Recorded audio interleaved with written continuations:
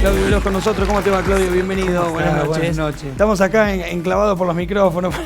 Podemos levantar. Oroz, ¿cómo es? Es complicado, es Oroz, SZ, es un apellido de origen húngaro. En húngaro quiere decir ruso, pero no es mi verdadero apellido, en realidad. ¿Es un nombre artístico que te pusiste? No, lamentablemente mis abuelos y mi papá, como judíos rumanos, fueron trabajadores esclavos y sobrevivientes del holocausto nazi. Y cuando mi papá decidió irse de Europa, mientras mis abuelos y mi tío, que era el hermano más chico de la familia, decidieron emigrar a Israel, mi papá decidió venir acá. Y en ese momento en Italia consiguió comprar, como era menor de edad, era muy difícil que pudiera entrar a algún país, consiguió los documentos de un tal Alexander Oroz, que era aparentemente un medio facho rumano que tenía permiso de Perón para venir a la Argentina. Y así nos pasamos a llamar, mi papá se pasó a llamar Alexander Oroz y acá se llamó Alejandro. Nuestro apellido es Cohen. Cohen. ¿Y nunca pudieron contar esta historia y que alguien les transforme, digamos, los papeles? O sea, yo tengo la partida de nacimiento de mi papá y en la Secretaría de Derechos Humanos de la Nación, donde yo ingresé a trabajar en el 2012, y una oficina especial para eso. Pero la verdad que es tan largo y tan tedioso el proceso, y además que cuando está escrito en rumano está escrito distinto a Cohen, suena de otra manera. Pero bueno, sí, claro que me gustaría llamarme Claudio Cohen. Igual nadie te conoce como Claudio Cohen, digamos, no, ni siquiera lo utilizás a ese apellido. No lo puedo utilizar, legalmente claro, soy Claudio. Pero ni siquiera fuera del ámbito documental. Ni siquiera en el ámbito familiar, solamente claro, cuando voy a Israel y tengo que hablar con mi familia, toda mi familia es Cohen. Sos un Cohen, digamos. Sí, Cohen son los descendientes de los sumos sacerdotes del templo judío que fue destruido en el año 77 después de Cristo, ¿no? Del cual Jesús echó a los mercaderes y todo lo demás. Bueno, se supone que los Kohanim eran los que podían ingresar al templo y a hablar con Dios cara a cara, era donde estaba la tabla con los 10 mandamientos, el arca de la alianza que se trajo desde el desierto del Sinaí. Vos te hacés famoso, para que la gente sepa, famoso, popular o conocido, cuando, digamos, en el ambiente periodístico, con las causas a Luciano Benjamín Menéndez. O por lo menos tu apellido y tu nombre toman mucha... La verdad que la primera causa mediática que me tocó fue un contagio masivo de 33 personas que se dializaban en una clínica privada en Nueva Córdoba. ¿En qué año fue se llamaba Clínica Privada Nueva Córdoba, en el año 91. Muy lejos del juicio Menéndez. Y la verdad que fue una de las primeras causas que la llevé junto con otros abogados, con la doctora Griselda Hidalgo, con el doctor Montero.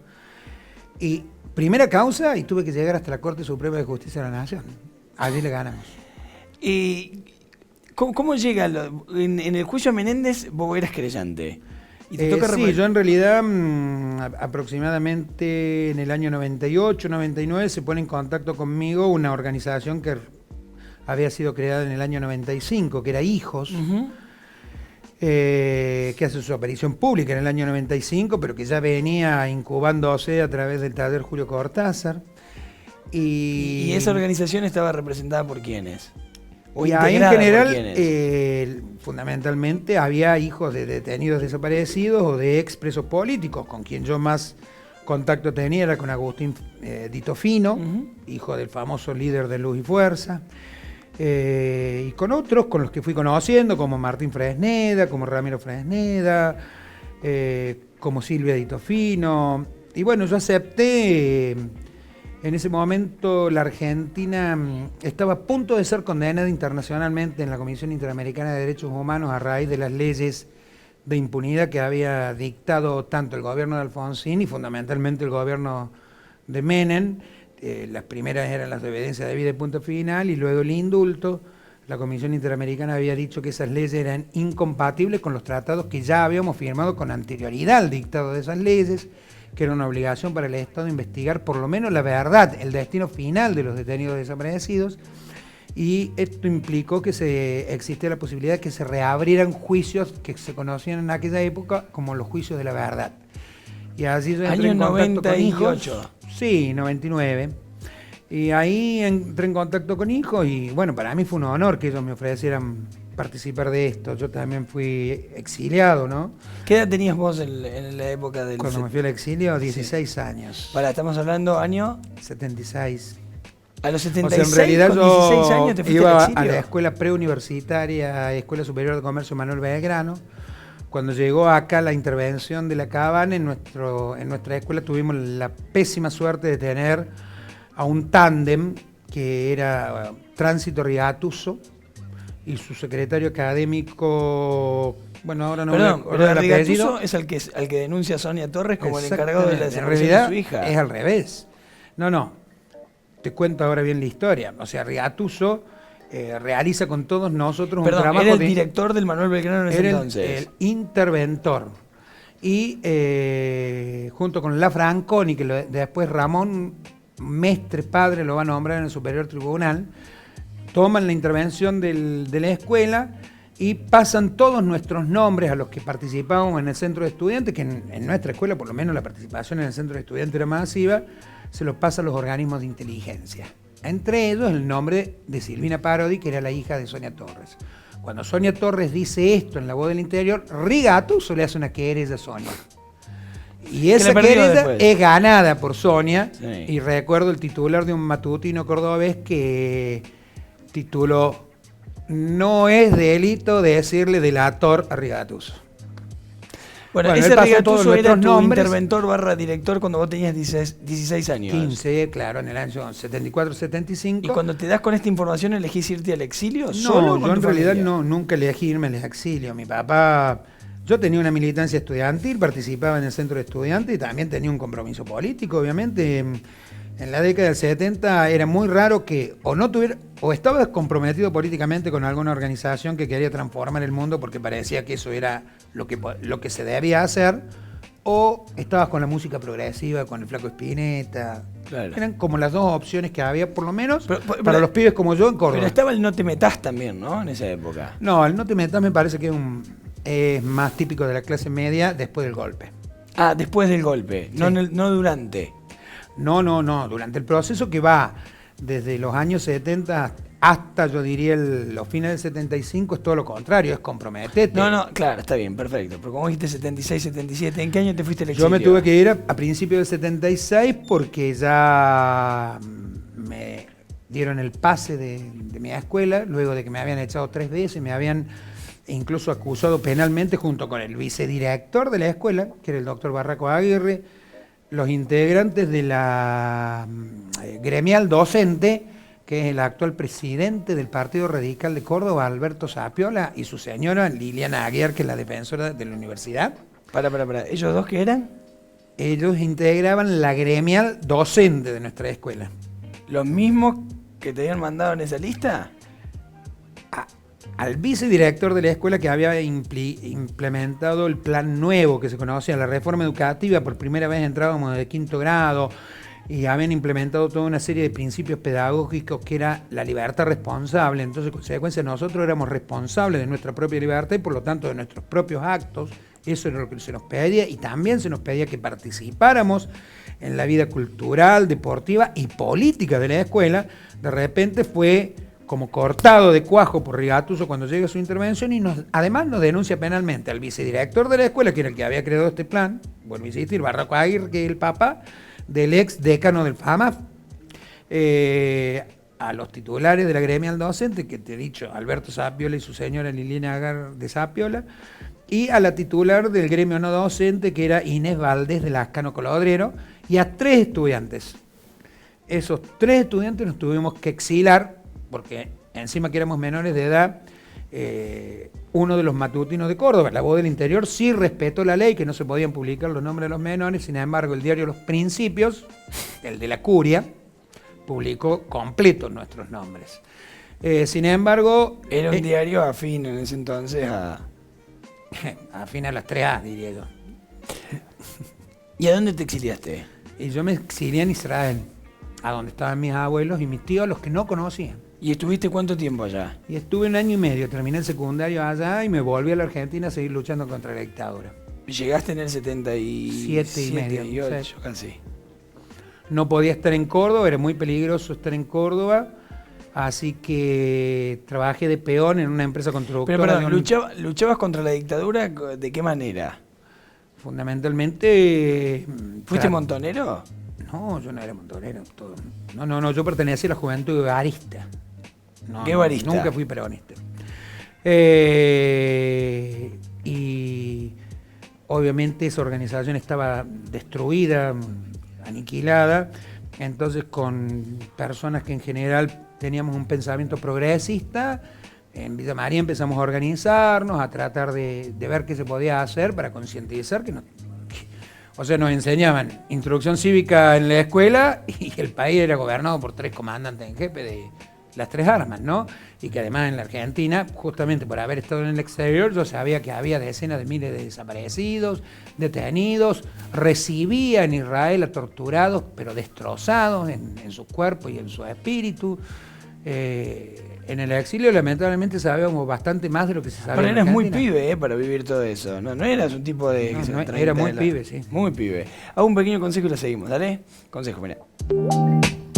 Muy bien, seguimos con Claudio Gross, o Claudio Cohen, como quieran. Claudio, bueno, esta fue toda la primera etapa, un poco el repaso de tu vida en la época de la dictadura y demás. Después llega el famoso juicio a las juntas, en este caso te toca ser creyente, entre otros, contra el juicio a Menéndez. Sí, o sea, el juicio de las juntas se produjo durante la primera parte del gobierno de Alfonsín, pero recordemos que a Alfonsín se le hace una serie de levantamientos militares, las Fuerzas Armadas logran prácticamente de manera extorsiva obtener leyes de obediencia debida y punto final.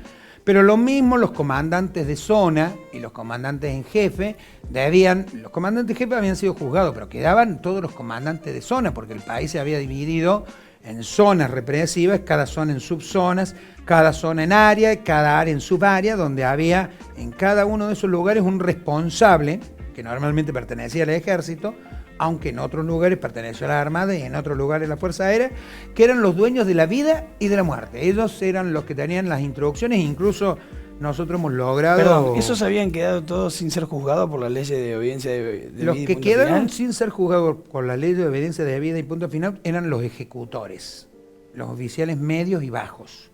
Los que estaban arriba tenían que ser juzgados. Tanto que Menéndez casi es juzgado, pero Menem le saca un indulto absolutamente inconstitucional, porque el indulto es una facultad que tiene el presidente, según la Constitución, de o perdonar en parte o totalmente una pena impuesta. Y Menéndez iba a ser juzgado, por lo tanto no tenía pena. Y 2 semanas antes de que Menéndez entrara a juicio, la primera camada de indulto fue para salvarlo a Menéndez y que no hubiera ese juicio. Se dio todo este proceso que yo te comenté al principio de la Comisión Interamericana, que comenzó fundamentalmente con las denuncias de organismos de derechos humanos como Abuelas, Madres, el CELS. Acá en Córdoba tuvo una fuertísima impronta toda la actividad que hizo María Elba Martínez, que llevaba todo este tipo de causas.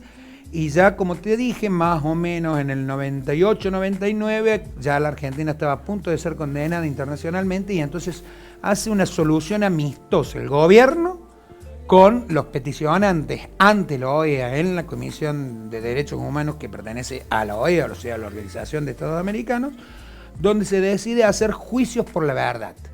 O sea, no se iba a seguir con los juicios penales para meter presos a los responsables, pero se iba a poner todo el aparato del Estado, fundamentalmente de la justicia, para saber cuál era el destino final de los desaparecidos. Ese fue el convenio que se firmó.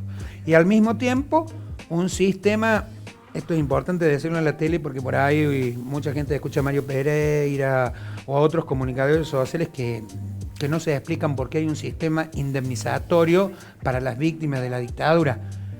Iba a ser condenada la Argentina si no indemnizaba, porque lo marca, digamos, la Convención Americana de Derechos Humanos, y entonces también en esa solución amistosa también se conviene un sistema indemnizatorio para quienes o estaban desaparecidos o habían estado encarcelados durante la dictadura. ¿Y cuándo llega tu juicio a Menéndez? A nosotros nos costó muchísimo, porque durante los juicios a la verdad, en Córdoba, como siempre, dimos la nota. ¿no?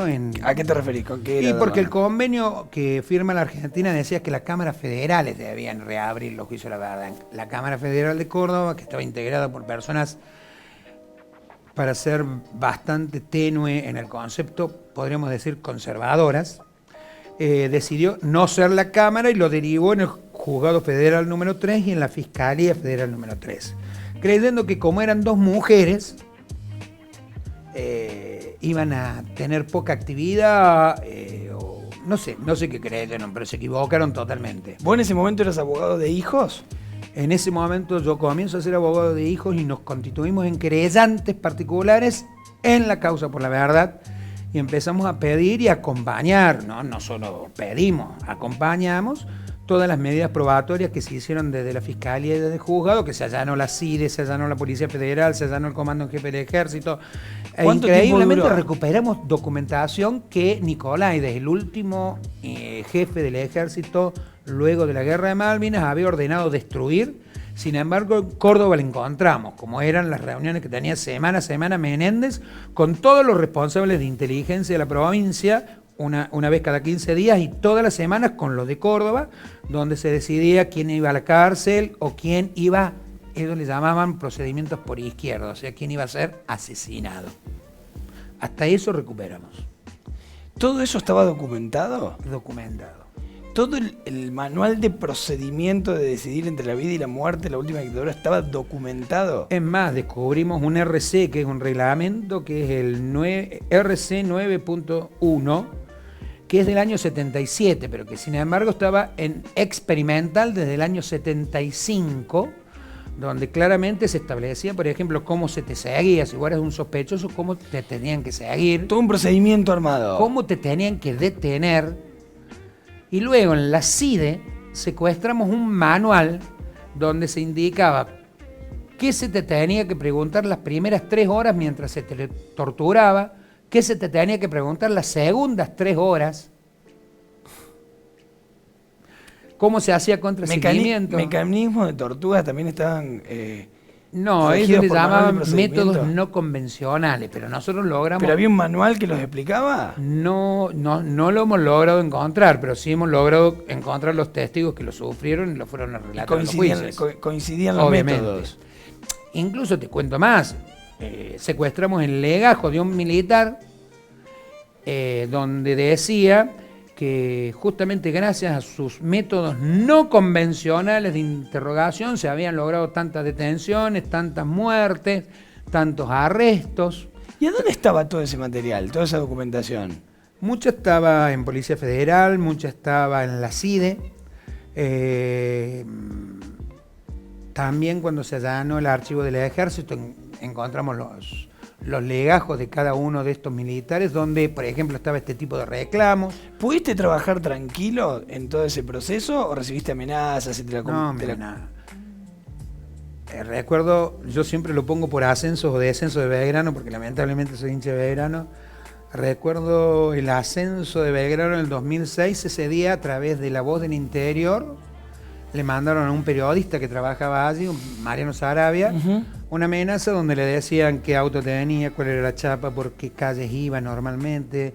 Mariano escribió un libro que se llama La Sombra Azul, a donde él denunció cómo todos esos tipos de la dictadura hoy eran policías. Bueno, y recibí amenazas, incluso mi papá recibió en su casa una foto de un horno crematorio nazi diciendo... ¿Tu padre? Sí, mi papá.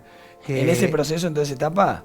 ¿En tu etapa de investigación? En esta etapa donde nosotros investigábamos a los militares, policías y civiles que acompañaron ese proceso, le mandaron una foto de un horno crematorio diciéndole que pronto iba a oler el olor de mi carne quemándose allá adentro. ¿En algún momento pensaste en frenar, en detenerte? La verdad que elegí ser abogado para hacer esto. Porque la verdad que siempre lo que me gustó fue la física nuclear y la astronomía, ¿no? ¿Estudiaste abogacía y decidiste ser abogado para poder Cuando llevar volví a del juicio exilio a estos tipos? Antes del exilio me interesaba mucho lo que te dije, física nuclear y astronomía. Es más, tengo una hija que parece haber logrado mi sueño. Se acaba de recibir de doctora en Yale en matemáticas. Pero en la actualidad, yo decidí ser abogado cuando volví del exilio y me di cuenta que el derecho, así como es un instrumento de control social, de opresión y fundamentalmente de producirle dolor a los ciudadanos que supuestamente somos iguales, también es un instrumento para por ahí poner el pie y que la puerta no se cierre.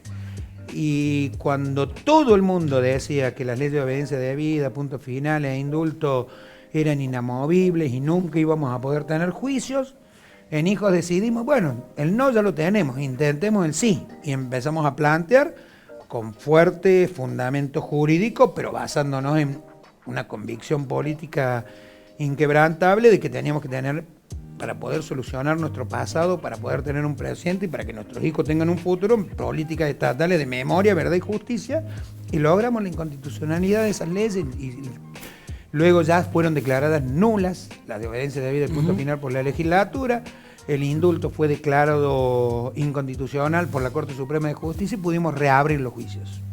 Claudio, tengo que hacer una pausa. Muy cortita y ya venimos, dale. Claudio, ya la hicimos. Corte, perdón, y ya la hicimos con Claudio Oro, mira. Tu vida al alcance de mis dedos. Muy bien, señores, nos quedan unos minutos con Claudio. Claudio, solamente ya para cerrar, te preguntaría mil cosas porque quedó mucho tiempo. Pero digo, ¿sentís que hoy queda algún vestigio de todo esto que pasó? ¿O sentís que ya se ha limpiado lo suficiente todo y que podemos iniciar una etapa nueva en la Argentina? No, me da la impresión que están resurgiendo ciertos signos de los peores que hemos tenido. ¿Pero sea, con qué? ¿En qué lo notás? Por ejemplo, noto que es casi natural leer en los medios masivos de comunicación que se te puede espiar tu vida privada, que se puede utilizar intervenciones telefónicas que los jueces ordenan destruir y se utilizan en programas de televisión. ¿La manipulación de la política en la justicia tiene vestigios de o sea, la justicia es un poder casi monárquico, ¿no es cierto?, que tiene un olfato rapidísimo para ubicarse según cómo van cambiando las situaciones políticas. Y me refiero particularmente a los 12 jueces de Comodoro Pi, que normalmente casi todos han sido colocados con el beneplácito de la CIDE y Estiuso. Y esos jueces son los jueces más poderosos del país.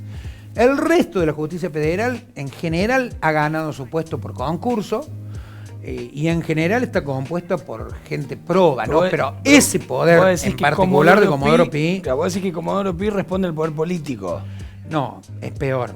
Responde a los servicios de inteligencia que responden a la Embajada de Estados Unidos y al Mossad. ¿Vos decís que a la justicia de la Argentina, por lo menos en Comodoro Pi, la maneja el poder de los Estados Unidos? Yo te puedo asegurar que lo manejan los servicios de inteligencia argentinos y que es muy común, y ahora por fin algunos jueces han empezado a hablar, que si no se hace lo que se dice, te ponen un carpetazo sobre la mesa. ¿Qué significa eso? Y un carpetazo es, si saliste con alguien o fuiste infiel, te tienen fotografiado. Si recibiste una coima alguna vez en tu vida, te tienen contados los billetes. Si te dijiste algo impropio en algún lugar, te lo tienen registrado. O sea, eso es un carpetazo y en la Argentina es una nueva costumbre, sí. A los jueces, a los políticos, a los sectores de poder, en general, se los carpetea, no tengas duda. Y eso es horrible, eso es antirrepublicano. O sea, hay un sector, que es el sector de inteligencia, que se trató de modificar con la ley 25.520. Yo intervine en la última modificación como asesor para tratar de compatibilizar su normativa con los tratados internacionales. Atento que sigo trabajando como abogado en la Secretaría de Derechos Humanos y el área jurídica nacional se preservó desde que nos nombraron en 2010, 2012 hasta el día de hoy, y hemos tratado de preservar como una política estatal memoria, verdad y justicia, gobierne quien gobierne. Perdón, eso te iba a decir. ¿Esto es inercia del gobierno de Macri o esto en realidad ya viene en la Argentina? Digo, ¿el kirchnerismo le pasó lo mismo? No tengan ninguna duda. O sea esto el poder de los servicios de inteligencia viene desde que se terminó la dictadura. Te voy a poner un ejemplo que es más claro que el agua.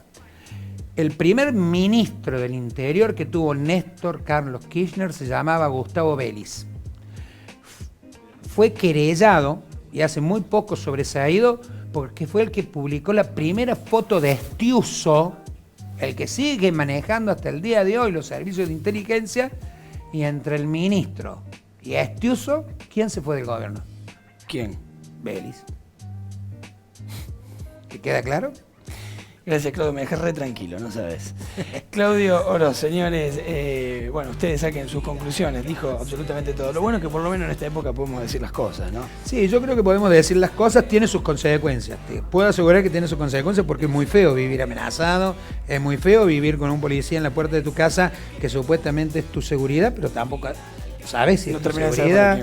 ¿Qué sé yo? Un famoso abogado penalista de Córdoba que ya falleció, pero lo voy a decir, que fue incluso embajador en Grecia, que es Oscar Roger, escuchó de militares y policías que hoy están condenados a perpetua a decir, bueno, a Martín Fresneda y a Claudio Oroz, y van a morir accidentalmente en un robo domiciliario, no los vamos a matar directamente. Y creyeron asustarnos con eso. Bueno, nosotros creemos que si queremos tener un país para nuestros hijos y fundamentalmente de esta altura para mis nietos, hay que dar la batalla cultural de verdad, ¿no? Esta que se está dando hoy en las calles, por ejemplo, con el movimiento feminista, con el movimiento que pretende que legalicemos de una vez por todas lo que sucede y que se nos mueren las mujeres, e hipócritamente los hombres que no saben nada de lo que pasa a las mujeres en sus vientres, quieren decidir si pueden abortar o no. Cosas básicas de una sociedad, y que bueno, que los cultos le digan a sus fieles qué tienen que hacer y traten de convencerlo, pero que tengamos un estado laico. Que es básico, parece que es básico, ¿no? Gracias, Claudio, de verdad que muchas gracias. Claudio Oroz, señores, nos tenemos que despedir rápidamente. Sean felices, ríanse y vivan la vida con una alegría que no cuesta absolutamente nada. Nos vemos en la próxima. Chao. Tu vida al alcance de mis dedos.